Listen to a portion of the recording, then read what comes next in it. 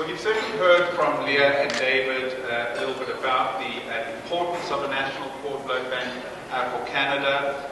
You've heard that we've got a lot of catch-up to do in order to get to where other countries are. We have a great team on the ground, both to get the fundraising component of the cord blood bank going, but also to get the operational part of the program going. And let me give you just a very quick sense of what this is all going to look like when it's said and done and built. It's going to be national in scope, meaning it will serve all Canadians. It's not going to cost any Canadian patient access to the cord blood bank. It's all going to be provided free as part of the public health care system.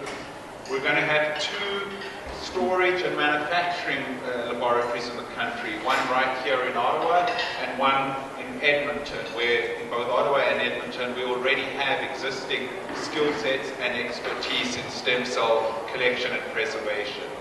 We're going to collect cords from several places in the country, targeting those cities where we have a large ethnic diversity, Vancouver, Edmonton, Ottawa, Toronto.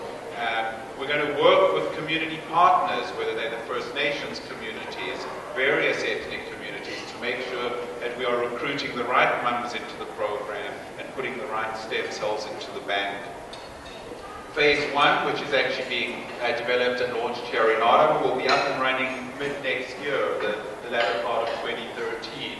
Phase 2, when we have our second facility up and running in Western Canada and we're collecting in Western Canada, will be up and running by 2014.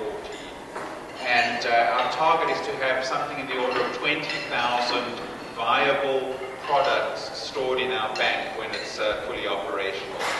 So lots of very exciting stuff. We are absolutely delighted to have you as our partners in this endeavor. And of course, I can't end but talk about the other parts of CBS. Many of you, of course, are very familiar with our blood program, the core of our business, the genesis, if you want, of what Canadian Blood Services is all about. We partner with many of you, and the companies behind me on the board here are great committed partners in our blood program, whether it's on our collection clinics or in supporting our donor programs and our recruitment programs. We have lots of exciting changes going on within that part of Canadian Blood Services, as we do in our other lines of business. And if you think we have a problem being one of 2 G20 countries without a national public cord blood bank, we are actually performing very poorly compared to all OECD countries when it comes to the number of Canadians who are organ donors and therefore the number of organs available for transplantation. So under Leah's leadership, the government's actually asked Canadian Blood Services in 2008 to extend its mandate even further and to get into developing a national strategy for Canada to improve the number of Canadians who will be organ and tissue donors, so that we can significantly improve the number of patients who receive organ transplants annually. And just to put another number on the equation, there are something in the order of 4,500 Canadians today waiting on wait lists for organ transplants, kidneys, lungs, livers, hearts, and those sorts of organs.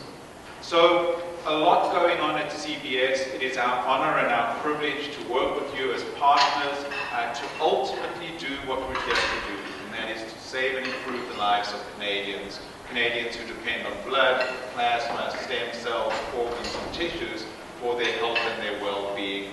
So our job is to help the folk like Dave and his family to make sure, as he said, that their daughter can go home and get well. As all of you, our trusted partners in that endeavor, we thank you very much. Thank you for your support, and we thank you for your ongoing